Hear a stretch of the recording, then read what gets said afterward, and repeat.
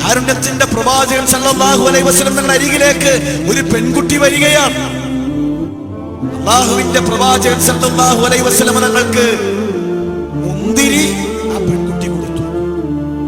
സാധാരണ എന്തു ഭക്ഷണം കൊണ്ടുവന്നാലും എല്ലാവർക്കും വീതിച്ചു കൊടുത്തിട്ടാണ് പ്രവാചകൻ സല്ലല്ലാഹു അലൈഹി വസല്ലം കഴിക്കുന്നത്. ഇത്തവണ ഓരോ മുന്തിരിയും രുചിയോടുകൂടി പ്രവാചകൻ സല്ലല്ലാഹു അലൈഹി വസല്ലം കഴിച്ചു. സ്വഹാബികൾ അങ്ങനെ കാത്തിരിക്കാണ്, ഇപ്പൊ ഞങ്ങൾക്ക് മുഴുവൻ മുന്തിരിയും പ്രവാചകൻ സല്ലല്ലാഹു അലൈഹി വസല്ലം കഴിച്ചു. ആ പെൺകുട്ടി സന്തോഷത്തോടുകൂടി തിരിച്ചു.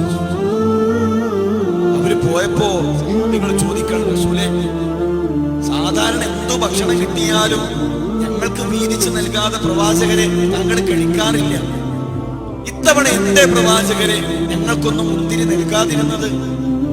പ്രവാചകൻ സല്ലല്ലാഹു അലൈഹി വസല്ലം തങ്ങളുടെ മറുപടി, ആ പെൺകുട്ടി കൊണ്ടുവന്ന മുന്തിരി നല്ല പുളിയുള്ള മുന്തിരിയായി. ഞാൻ നിങ്ങൾക്കറ്റ നൽകി.